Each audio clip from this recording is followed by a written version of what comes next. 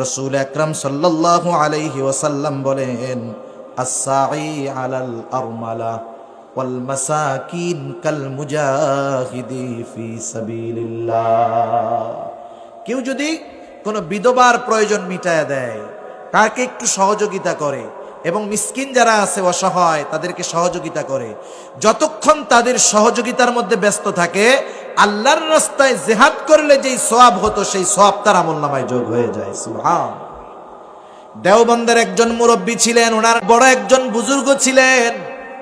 উনি যখন বাজারে যাইতেন, ওনার এলাকায় অনেক মহিলারা ছিল বিধবা, তাদের স্বামীও ছিল না, সন্তানও ছিল না।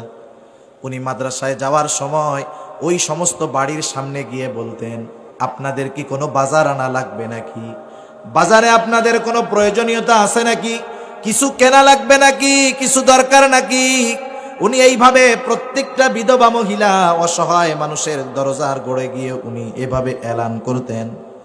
এবার ওনাকে দিয়ে কেউ মরিচ আনাইতো, কেউ হলুদ আনাইতো, কেউ তরকারি আনাইতো। মাদ্রাসা থেকে পড়ানো শেষ করার পর যার যেই বাজার সেটা এনে তিনি প্রত্যেকের বাড়িতে পৌঁছায়া দিতেন।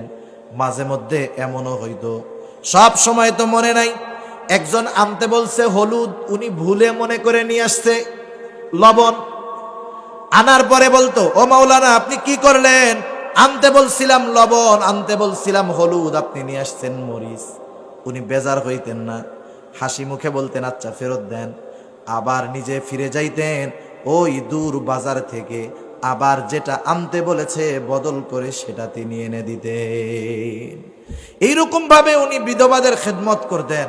কিন্তু আজকে আমাদের দেশে যখন কারো সন্তান থাকে না, স্ত্রী থাকে না, সে জানের দিক দিয়ে, সম্মানের দিক দিয়ে, অর্থনৈতিক দিক দিয়ে, সব দিক দিয়ে নিরাপত্তাহীনতার মধ্যে ভোগে, ঠিক কিনা?